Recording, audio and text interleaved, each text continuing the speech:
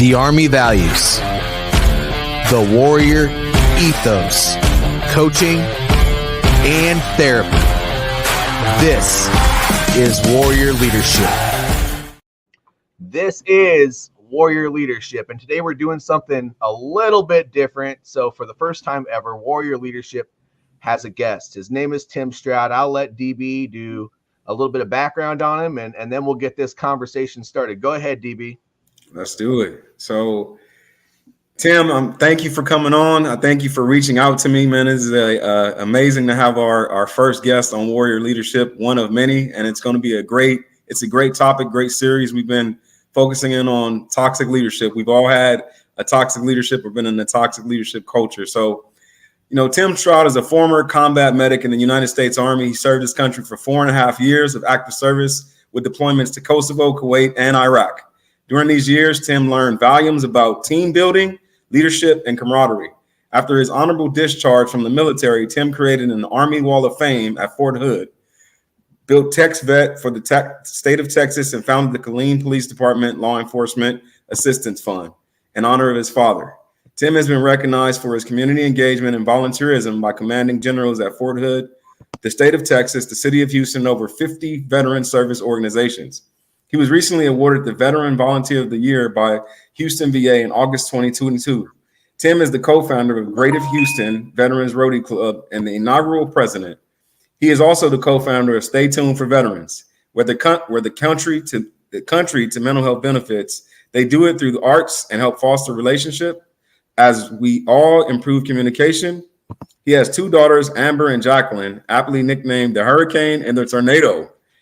They keep him grounded and remind him of the value of life. Woo, hurricane and tornado. Come on. Absolutely. They are definitely forces of nature, DB. Wow. Okay.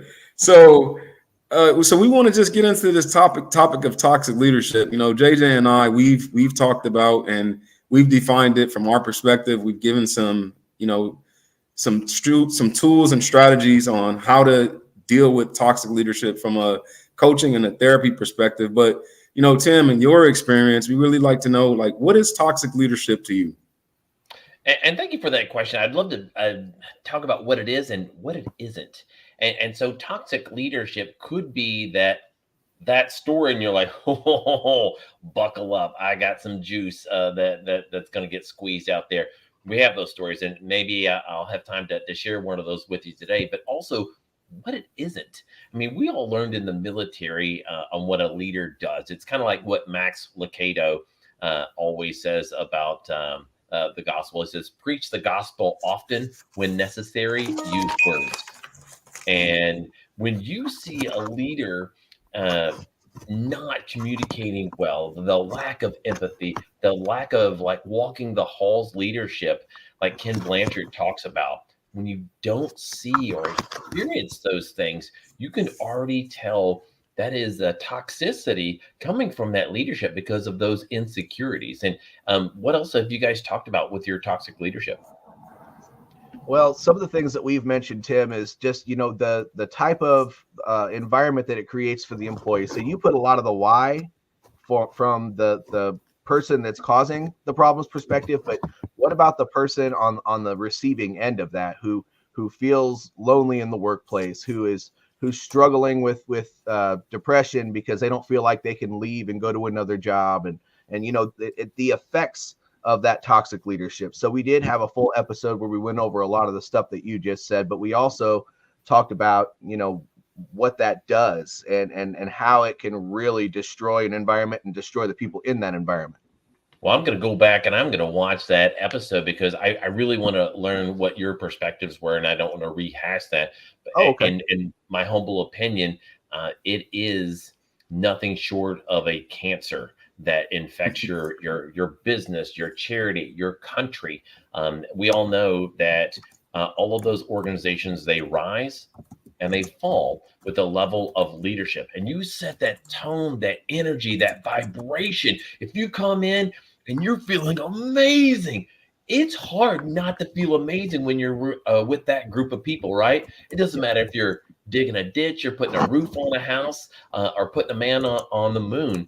You want to be part of a group that is just vibrating at that frequency, and you know you have each other six on that level. And when it's not, it quickly becomes a place where you like, I don't want to go to work today. I don't want to deal with all those people. Mom, those people are mean to me at school. They make fun of me. It's like, sweetie, you have to go. You're the principal. Right. Yeah. You don't have a choice. And I'm glad you put it at that perspective, because we talked about not the last episode, but the one before that, we really dove into how to create a toxic leadership culture. And the conclusion of it all was it starts with you. And it's the negativity spreads like wildfire. That's a fact.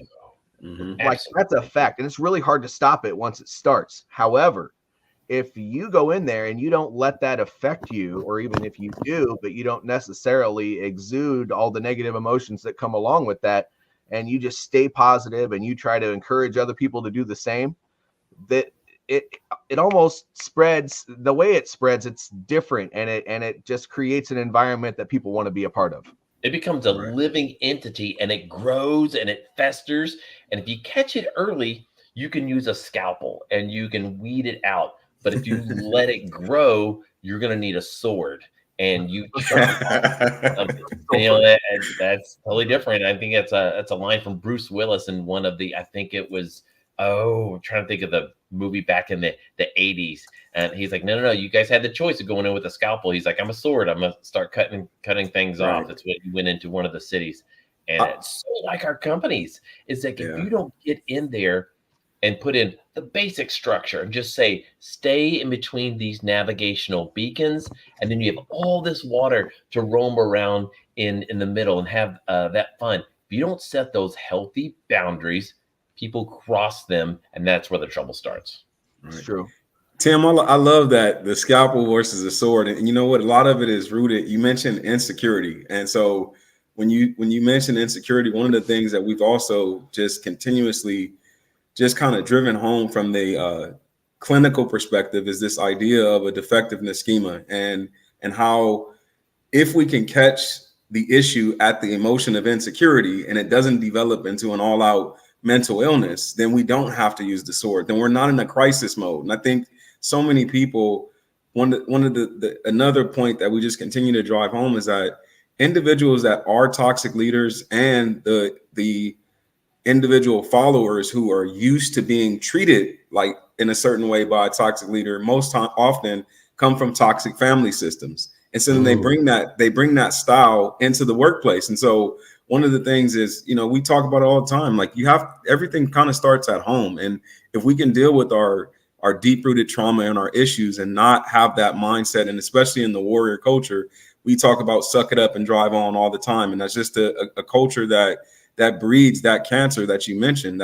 And so it's so important to, like you said, let's catch it upstream and not continue to work from a crisis perspective. Because if we look at our healthcare industry across the country, we are understaffed. And so we can't handle more crisis situations in our country. We have to go ahead of these issues and really cut them off at the head before they get to this point. So I really appreciate you articulating that scalpel versus the sword, analogy. Oh, and thank you. That just dove me even further into it, because in the military, they teach us the trifecta, how to be a strong warrior, that ethos. And so that means internally, and that means physical, that means the spiritual, the mental, and being just a strong unit that you are. But connecting with one other, having your battle buddy. That way you have that responsibility outside of yourself. So you lose that narcissistic ability, and you start developing that relationship with someone else at work, so you can combine and be an exponential of where you're at. Then they take it that third tier of being part of a team, of how you can all put together everything you're doing, the medics, the tankers, the flyboys, and everything, the logistics, and bring it all together, because you think there's not an important job in the military for the pencil pushers. Miss a paycheck, and you're going to love those people behind the desk, right? That's everybody has their purpose. And I love how you That's said it. that. And you know, we have the mentality in the military that, you know, at some point, and there's a why behind it. So at some point, we're going to have to rely on the people to our right and to our left. And so if you don't build that from a leadership perspective, not necessarily down here, but up here, if you don't build that culture where everybody wants to take care of one another, then when push comes to shove, you're really shooting yourself in the foot, and you're shooting each other in the foot, because you're going to need each other on more than just I need my paycheck level at some point. Oh, absolutely. So let's get in there and talk a little bit more about toxic leadership. For the last 15, 17 years, I've worked in the nonprofit world. Even though I've owned and still own successful companies, I'm drawn back to the nonprofit world, and specifically the veteran service organizations. Let me half step back. I was beautifully mentored by Paul J. Meyer. He used to jump out of perfectly good airplanes in the military. And when he passed away, he left an estate between $2.3 and $2.5 billion. Not bad for an Army grunt, right? And he taught me servant leadership and how to build things properly. And I remember sitting down with him, and he introduced me personally to Ken Blanchard. And I went on and got my master's in servant leadership with Ken Blanchard from Grand Canyon University. And the scholastics needs to be part of everybody's life. Continue that learning. It was the personal connection that Paul really built me on, and he held me accountable. And he helped me start the Killeen Police Department Law Enforcement Assistance Fund, because my father was killed in the line of duty. I didn't want another family going through what we went through, and just to have that level of struggle. And so we put some stuff together, but instead of writing a huge check and handing it to me, he challenged me to put up some of my own money. I have stake in the game now, right? And to find 9 others that would match my donation, build that board full of servant leaders, and then take myself away from it, put the barriers on there, those boundaries, to where I could only lead for so long. And then we have to put in new leadership, and we never paid the executive director a dime. And so that organization has given away $1.6 million and never taken out of the bucket for their own game. It's very rare, but here it is 10 years past, and the organization still thrives. Now let's contrast that with some of the 800-pound gorilla organizations. I won't mention names to impugn anybody, but you can draw from where it is. And I have I guess the common phrase is love-hate relationship with organizations that bring in millions of dollars. Kudos to them. I want them to help out active duty veterans and their family members and their care providers. But let's not give oil, gas, and energy salaries to our nonprofits. So when you're making that much, you're bringing in the revenue, let's make sure it goes to fulfill the vision and the mission that the board intended it to. And when I see the executive salaries just being exorbitant and all the backroom deals, it takes away from it. And it also creates that toxicity. And you see that culture that's in there. The organization gets so large that there are pockets of them, and they grow just like the cancers we were talking about. And they have no idea what they're doing. In the military, if you're just 5 degrees off, no big deal. If you're walking 1 click, you can reshoot your azimuth, and you can course correct it. You can get there. But if you are walking from Houston, or you're traveling from Houston up to JJ in Iowa, and I'm 5 degrees off, I'm going to wind up in South Carolina or Wyoming, right?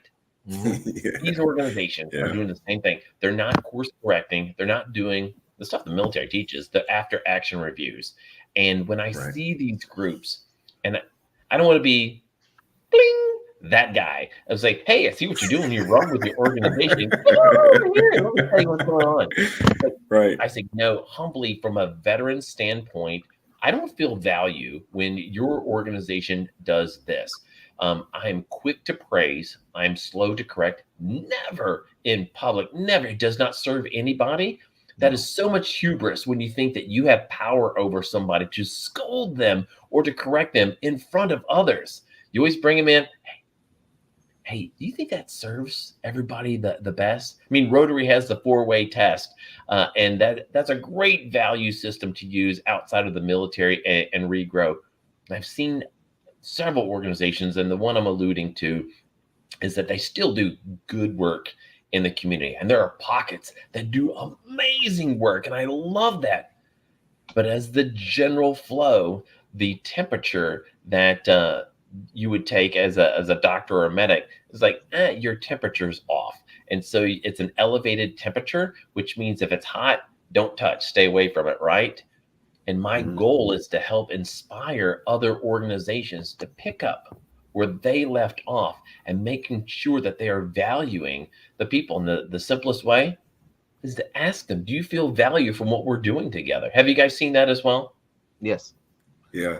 And you know what, that I'm excited. I'm sitting over here, my wheels are spinning, and JJ, I know yours are too. You know, there's this thing called divine appointments, and this is definitely a divine appointment on this podcast to have you on this first podcast, and for JJ and I to really, you know, the spirit of what you're describing is exactly, you know, my experience as well in the nonprofit world. I mean, I've been working in nonprofits for the last 20 years. Most of my jobs are in the nonprofit world. And by the way, most people don't realize this, but the VA hospital is a nonprofit. And so, you know, just understanding exactly what you said, I think a lot of times these organizations, they get way too top heavy, and they lose sight of the mission because it becomes all about profit over people. And when you do that, you know, for me, you know, I've grew up, you know, very in a very religious household. And so for me, I've always understood that the love of money is the root of all evil. And so unfortunately, even when groups don't intend to go that direction, unfortunately, it ends up turning into that. And then the population who's supposed to be being served is not being served by those people. And then we blame it on larger structures and systems, when in reality, a lot of the interventions and strategies that help people are right there within communities. And so these larger kind of nonprofits are really missing these, you know, very rural, a lot of times rural veterans and veterans that are in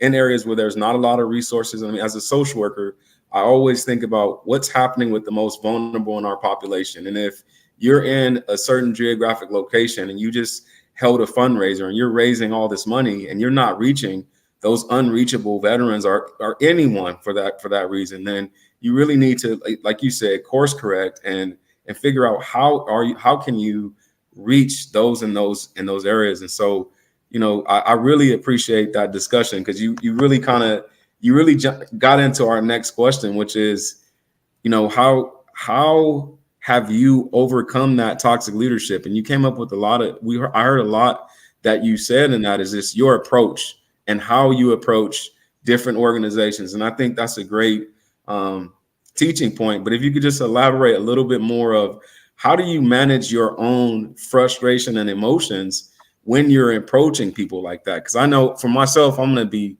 transparent. When I see people standing on the back of poor people to get ahead, it burns my fire, and I have to take my step back and work through that before I respond to them. So, you know, I really just would appreciate you giving us a little bit more context about that. Like, how do you manage yourself when you're dealing with those type of situations? That's a great question. My first duty station in Baumholder, Germany, I had two great leaders, Staff Sergeant Rick Watson and Captain Hannah. And through their tutelage, I learned that water seeks its own level, and you have to surround yourself with other positive people. Otherwise, there's that one that's going to bring you down. And so on the other side of that coin is just making sure that you have those filters, and you are putting those people personally and professionally through their filters. And you do that quietly in the back end, and you monitor and you make sure you absorb everything. You read the room properly, and you don't have to be quick to act on corrections on the spot. Just keep it in the back of your cranium and then move forward accordingly. And in the nonprofit world, I've done just that. I've surrounded myself with amazing people that stay on point with their mission. Groups like Easter Seals of Greater Houston that go after large grants. And they're like any other organization. It's just they have more zeros that are added to their budget. Instead of just saying, hey, now I've got my big hands around this pot of money. What can I do? Instead of profits, they look for the people to help. And I love that. So a lot of what they do is the collaboration. And so their grants that they pass out to others in the field. It's a brilliant concept, and I don't know why others don't adopt it. You see millionaires and billionaires throwing money of unrestricted funds. And as a nonprofit, you love that term. However, I love it when it comes with a little bit of guidance. Put some training wheels on it. So if you're going to give somebody $1 million, great. Keep 400,000 for yourself. Give out $600,000 to others and collaborate. Give them specific instructions. You have those group meetings, the one huge conglomeration. Then you also break it down into workable teams, slice elements if you're still in military mode. And then you inspect what you inspect. And you let them go out and do great things. Let them make small mistakes. Let them have fun with it. Come back with the experiences and always inspect what you expect. And with that group, we've created an amazing mecca in the greater Houston area to where all of these different splinter groups work together to make sure the wraparound services are there, where there's basically, it's a no wrong door approach. So if they go to SERVE, which is an organization that is in Southeast Texas, and they say, hey, I find health and healing in the water. Well, they don't do anything in the aquatic world, but they're partnered with the Waves Project that teaches veterans how to get their SSI scuba certification for them and a battle buddy. But somebody else comes in and they say, hey, I get my therapy through taking pictures or videography of doing things. I just need some help. Great. That's where we enter. And the list goes on with the women's veterans like Grace After Fire, or the mission continues because I want to do something. So now we find the leaders that are there, but we never talk to one. We always two, because somebody's always in transition. Somebody's coming in, somebody's going out. And in the military, we learn the right seat ride. So if we're replacing somebody in Kosovo, Iraq, Kuwait, wherever, you've got another captain, a warrant officer, or a sergeant there riding beside them. It's like, okay, great, that's a hot spot over there. Or stay, and no, those are friendly guys over there. Imagine if we did that with our veteran service organizations, and we're above board, not just showing them the IRS paperwork and saying, hey, look, here's how much we made, and here's how much we sent out, and here's how much we kept. It's like, no. Here's how we got the money. And here's what we need to be successful in our realm. This is our sustainable amount. Anything we get above that, we either expand our services internally and hire more staff, or we work with you and we give you some of that money to provide the piece that we're not able to do well, but you guys are exceptional at. Can we work together on this? The answer could be no, and that's okay. But now you know that boundary, and they know that you're working on stuff. So if we teach each other what we know, I mean, it's one of those systems that actually works. Don't get me wrong. There's still competition, and every now and then you get in that you get in there, and then you get that fly mode. You know, the fly, when it lands on a piece of poop, it's always going like this. You see that person coming in, you're like, okay, this is gonna be crappy, because they come in with commission breath, and they're wanting to sell you something or take something away, and that's that toxicity. You don't want that in there. That's easy. You get that fly swatter and you just get them. But we have so much fun, even in the bad times. I mean, we also attend the funerals for those in our community. That's a solemn time. It doesn't mean you can't celebrate their life and do great things to build those stories up for others. And that's that circle of leadership. And we could talk ad nauseum on the things that we need to do. But also it comes down to, when you see something, say something. Doesn't mean you have to raise your hand, go to the bathroom, but if you see something that is bringing the vibration down, it's taking you away from the mission. It's kind of like NASA. When the president went to NASA and he talked to one of the guys in the janitorial service, he's like, young man, what do you do here? We sleep in floors. He's like, Mr. President, I help put men on the moon. It's So everybody's important. You have to listen and make sure that communication is positive, two-way, and that it is enveloped. Otherwise, if people come to you and they say something in your ear and you do nothing, what a horrible travesty you've done. You've given them hope and you've taken it away. Yeah. And, Derek and I have talked about this actually quite a bit, maybe not on our podcast yet, but just offline. We want to make sure that we're doing the actual mission. And we feel that there are so many of these nonprofits that lose sight of that. And I think you just hit the nail on the head. They start to grow and it turns into more of an actual a business that needs to go out there and start bringing in money. And then it feels like it's sales instead of fundraising for a cause. And then all of these other things. And then it's a business. And if you don't run that business correctly, if you don't nurture that ecosystem, it can get out of hand. So have you had any situations in any of the organizations that you've worked with so far where you have had to do a major course correction because you noticed that it was getting to that point? Oh, we're getting in there. And yes, no names. This is a smaller veteran service organization. All the names have been protected and changed in the showing of this film. The head of the organization, a young leader, came in to take over one of the veteran service organizations. Energetic, charismatic, and willing to learn. 3 great features there. But also, he had that narcissistic personality. And he has since changed course. And he is back on path, but he had to be removed from that organization because he started reading his own press. Oh, XYZ organizations helping out veterans and doing this stuff. Instead of the group, it was more like, he's like, I did that. I did that. I was like, how about the other 3 people on your team and all of your volunteers and the sponsors and everybody? And let's not forget the veterans that you serve that were a part of this. They had to be willing to go through this process and do that. And little by little, he started taking more and more from the equation. And that meant in the form of praise, of the publication, and the profits. And when I looked at those, the board noticed, since they had an active board, they started asking their volunteers and their partners, saying, hey, look, something seems a little off. We took our internal temperature and it's a little high. Are we seeing what you're seeing? Glad that they had that board. Otherwise, they would be bankrupt today.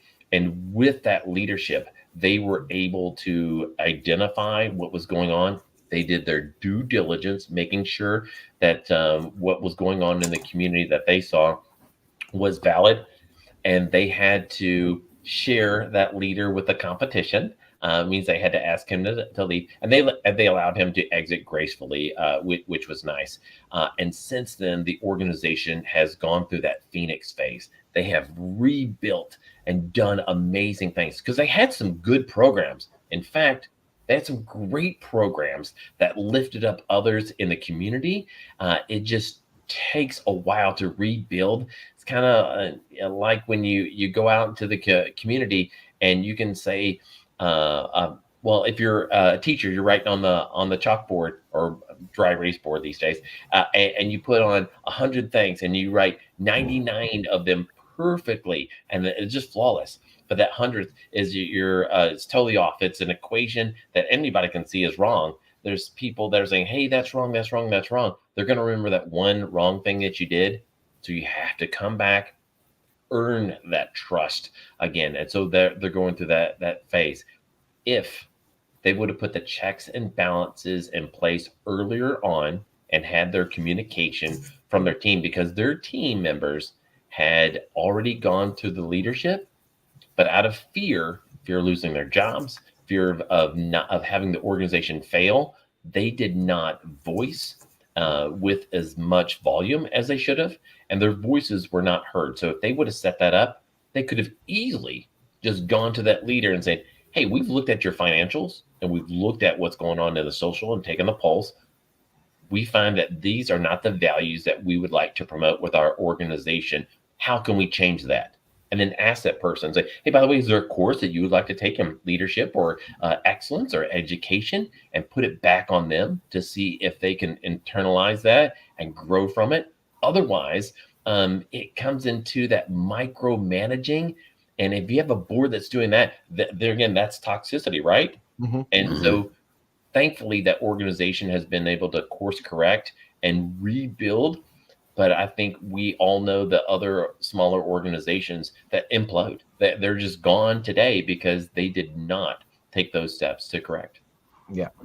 Well, Tim, I know Derek and I really appreciate having you on the show. We just hit our 30-minute mark, but one thing that's great. I mean, that means we made it. It was a great conversation. It went like that. But so what if there's a message that you would like to impart on Warrior Leadership? We focus on the bridge between coaching and therapy. And since we're talking about toxic leadership, is there a message that you would like to give to the audience, just from your perspective? Man, I tell you what, I'm driven today, and it's just simply say, lead with love. If you don't care about the people that you're leading, it's like, why are you in that position? And that just speaks volumes. I hope that resonates with the people that are listening today, because that is truly heartfelt. I love what I do. Is that with Stay Tuned for Vets, my executive director salary is $1 a month. My goal is to create a personal or professional business outside of this, to where I can build the sustainable model. That's not for all organizations. I just love what I do. And I hope that those who are hiring leaders look for the same traits in their leadership team to make sure that they're constantly growing, but also teaching others how to lead properly. Thank you, Tim. DB, I mean, we're getting ready to finish off here. Do you want to say anything to Tim or to the audience? Man, I want to say so much, but we're definitely going to talk offline, and we're going to stay connected. I mean, I think that this has been such a inspiring, yet more importantly, informative meeting. And Coach, a lot of the things that we've talked about offline in terms of structure, just really the mission and vision and being driven by that, I think is so important to avoid that toxic leadership. And I think growing, even though you mentioned, this idea of cancer, it's amazing how as warriors, we can be so resilient and be within those type of cultures and still move forward and grow. And JJ and I coming together and really creating this idea of warrior leadership, and understanding that we have a place in the marketplace, so to speak, to meet a need that we see as warriors that is not necessarily being met. And I just think that it's awesome to have Tim, to have you on, and to just have your perspective and just, man, the information. I mean, I was over here taking notes, to be honest with you. So I really appreciate you coming on. Me too. And thank you so much for having me on the show. I have a challenge for you guys. You have the beginning, if you haven't already talked about this. You have the course. You have a course that the leaders in the nonprofit world, especially military nonprofit world, they need this course. And you've got some ones that are out there that are pretty decent. They talk a lot about the financials, which is great. You have to have that when you have to have the media. You also have to have that leadership piece. And I know that between you two, you can come up with a course. I don't know if it's six sessions, 8 sessions, whatever it is, something to walk them through and offer that course either through the universities, the schools, the colleges, or just as a nonprofit, of having them go through, getting a certificate that you've completed your leadership course. And of course, you could start with the generalities, you frame it, you put in the broad strokes, but also put in the fine strokes to just make that magic happen and make it beautiful. So I'll be looking forward to that. Okay. Well, again, thank you for being our guest. Thank you. For the audience, if this information resonates with you, like the video, subscribe to the YouTube channel, reshare this to your network, but most importantly, please comment below so we can keep the conversation going. Thank you, Tim, again. DB, this was awesome. I'm glad we had our first guest today. This was an episode of Warrior Leadership. We'll see you next